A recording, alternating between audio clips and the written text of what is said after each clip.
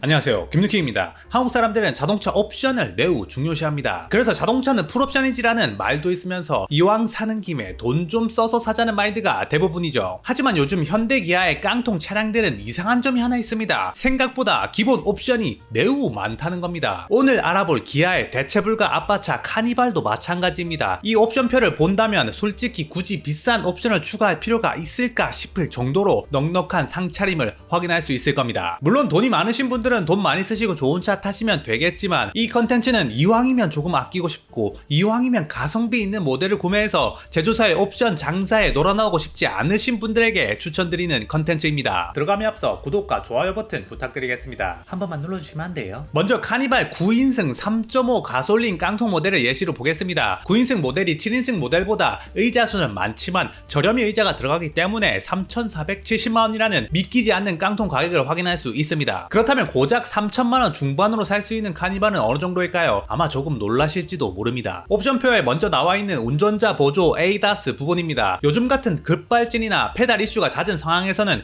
꼭 필요한 기능이기도 합니다. 자동차뿐만 아니라 보행자까지 포함된 전방 충돌 방지 보조 기능이 기본 탑재됩니다. 이 정도는 요즘 나오는 차량들은 전부 달고 있겠죠. 다음으로 놀라운 점은 차로 이탈 방지에 차로 유지 기능도 포함이 되어 있습니다. 이 옵션들은 불과 몇 년 전만 하더라도 비싼 옵션 축에 들어가던 기능들인데 카니발에서는 그냥 어메니티처럼 제공되어 있는 모습을 볼 수 있습니다. 더욱 충격적인 부분은 신호 대기 시 앞차 출발 알림도 해준다는 겁니다. 여기서 또 끝이 아니죠. 가장 핵심이라고 할 수 있는 고속도로 주행 보조인 HDA1이 그냥 제공됩니다. 정차 후 재출발 기능이 포함된 스마트 크루즈 컨트롤까지 넣어줍니다. 놀랍지 않나요? 지금 우리가 보고 있는 트림은 3,470만원짜리 깡통 트림인데 말이죠. 아니, 이 정도면 당신 중고벤츠 팔고 카니발 사야 하는 거 아니에요? 다음은 안전 부분 옵션입니다. 당연히 전방, 후방 주차 센서가 포함되어 있고 TPMS도 당연히 내짝 다 달려있는 걸 볼 수 있습니다. 외장 부분에서는 헤드램프에 주목해야 합니다. 헤드램프는 LED라고 되어 있지만 이것은 MFR 타입의 LED 헤드램프입니다. 풀 옵션 트림인 그래피티로 가거나 스타일 옵션을 추가하게 된다면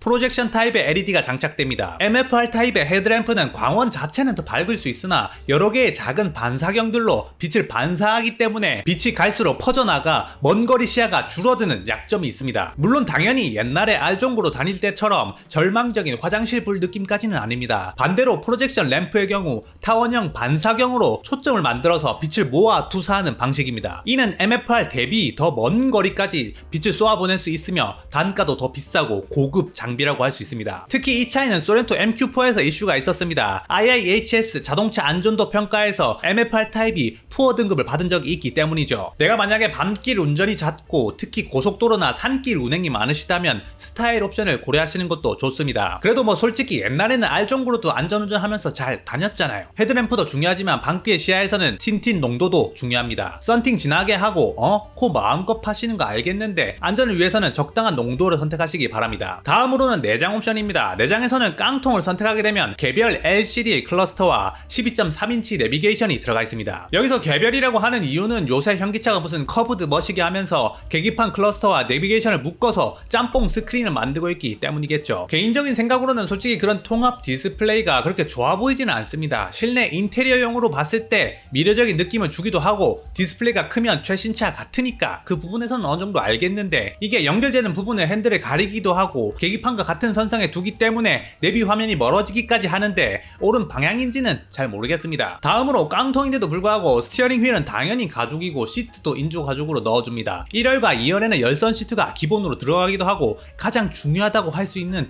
1열 통풍 시트를 아무 추가금 없이 탈 수 있는 미친 차량이라고 할 수 있죠. 물론 전동 시트는 빠지지만 허리 지지대는 전동으로 동작합니다. 다음으로 깡통의 편의 시스템을 보겠습니다. 여기서 중요한데 옛날 같았으면 열쇠 꾸러미 던져주면서 깡통은 네가 직접 키를 돌려서 시동을 걸어야지라는 깡통다운 차별이 존재했었지만 지금은 다릅니다. 버튼 시동 스마트 키를 넣어주는 것 뿐만 아니라 원격 시동도 포함이 되어 있습니다. 그리고 또 옛날 같았으면 깡통 방지 옵션 중에 하나가 바로 변속기 다이얼이었죠. 말 발굽 기어봉 하나 받고 창피하게 드득 납득했어야 했는데 이제는 그럴 필요가 없습니다. 기본으로 전자식 변속 다이얼을 넣어줍니다. 기본으로 전자식 파킹 브레이크에 또 기본으로 오토 홀드도 넣어줍니다. 진짜 기본 옵션이 너무 많아서 지금 입이 아플 정도입니다. 그리고 저에게는 가장 중요한 핸들 열선도 공짜로 넣어줍니다. 이야, 내 차는 신차값이 6천만원 정도인데 핸들 열선이 없는데 부럽긴 하네요. 파워 윈도우도 1열과 2열에 다 달려있습니다. 그리고 이건 굳이 왜 기본으로 넣어주는지는 모르겠는데 자랑스러운 카니발 브랜드가 밝게 빛나는 승하차 스팟 램프도 넣어줍니다. 공조 장치도 장난이 아니죠. 독립적으로 제어되는 풀 오토 에어컨을 운전석, 동승석, 후석까지 싹 다 넣어줍니다. 아니, 저번에 제네시스 GV80에는 2열 독립 제어가 안 되던데 기아가 제네시스보다 더 나은 거 아니에요? 옛날 같았으면 고급 중에 고급차에만 있었다는 애프터 블로우도 있습니다. 애프터 블로우는 주행 중 에어컨을 사용하고 나서 시동을 끄고 났을 때 송풍으로 에어컨 구간을 말려주는 기능입니다. 자동차 에어컨은 사용함에 따라 냄새가 나는 일이 많은데 그 대부분이 습기로 인해 곰팡이가 생겨서 그런 경우가 많습니다. 그래서 이 애프터 블로우 기능은 습기를 제거하고 쾌적한 공기 라인을 유지할 수 있는 기능이죠. 그냥 집에 있는 에어컨 생각하면 별것도 아닌 기능이긴 하지만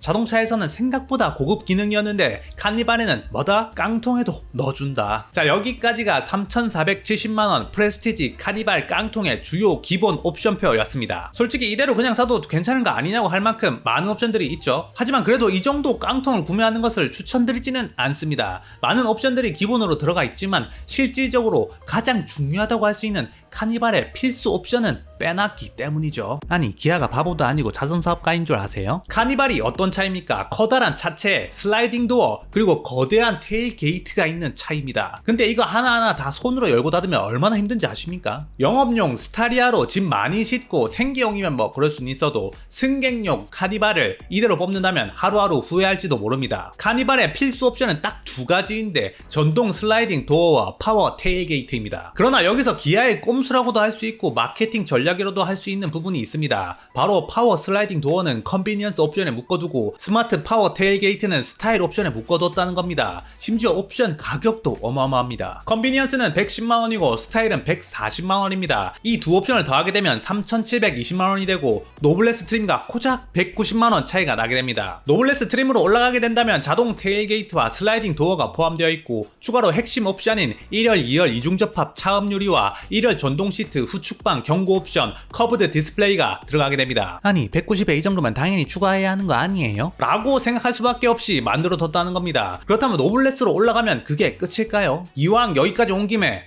갈 때까지 가야 하지 않겠습니까? 산 타다가 중턱에서 내려간 사람이 어디 있습니까? 2열 통풍에 전동 시트에 심지어 인조에서 진짜 가죽 시트를 넣어주는 140만원짜리 컴포트 옵션도 넣고 싶을 것이고 HDA2가 들어가고 최첨단 주행 보조 기능이 들어가는데 고작 75만원밖에 안 하는 드라이브 와이즈도 넣고 싶을 것이고 큰 차로 주차하려면 당연히 있으면 개꿀인 서라운드 뷰 모니터가 들어간 모니터링 팩도 120만원 주고 추가하고 싶을 겁니다. 그러면 거기서 끝일까요? 이젠 시그니처랑 가격이 맞닿아 있어 또 한 발자국 정상을 향해 발을 내딛으실 겁니다. 그렇기 때문에 이쯤에서 결단을 내려야 한다는 거죠. 내가 만약 돈이 많으시다면 그냥 옵션 다 넣으세요, 마음 편하게. 하지만 그렇지 않고 가성비와 절약이 중요하시다면 그냥 깡통에서 컨비니언스, 스타일 옵션 딱 두 가지 추가해서 타던가 아니면 진짜 마지노선으로 풍절음은 못 참겠다 싶으시다면 노블레스 무옵션으로 가시길 추천드립니다. 이건 뭐 제 개인적인 생각이지만 카니발은 딱 4천만원 안짝으로 사야 가장 적당하다고 생각합니다. 계속 말씀드리지만 물론 돈 많은 경우는 제외입니다. 그 이상은 상품의 가치 대비 과하게 지출한 거라고 생각되기 때문입니다. 7인승의 경우 4,169만원 노블레스부터 시작인데 이거 그냥 이대로 사시면 충분할 겁니다. 제가 말씀드린 필수 옵션들 전부 다 들어가 있습니다. 마지막으로 가솔린, 디젤은 자기 주행 환경에 따라 선택하면 될 것 같은데 하이브리드 파워트레인은 좀 할 말이 있습니다. 이 차는 다른 일반적인 하이브리드 카와 다릅니다. 소나타나 그랜저는 하이브리드를 선택하게 된다면 연비 향상이 매우 뛰어난 편이죠. 친환경차 세제 혜택도 있기 때문에 절감되는 부분도 많습니다. 그래서 추가되는 가격 대비 어느 정도 이점이 많은 편입니다. 하지만 카니발 하이브리드는 연비 이점이 그렇게 높지 않다는 단점이 있습니다. 대신 가격은 450만원이나 하죠. 공인 복합 연비도 리터당 13.5km에 불과합니다. 이는 친환경차 세제 혜택도 받을 수 없는 효율성이 낮은 하이브리드입니다. 이 정도면 그냥 디젤 모델과 연비 차이는 거의 없다고 봐도 무방합니다. 대신 아낄 수 있는 거는 1600cc 엔진의 세금 절감 정도로 보입니다. 그리고 2톤이 넘는 이 거대한 차의 1.6 터보 하이브리드는 약간 아쉽다는 평이 많죠. 현대기아의 하이브리드 하이브리드는 중형 수준에서는 아주 효율적이고 매력적이지만 그 이상으로 갈 땐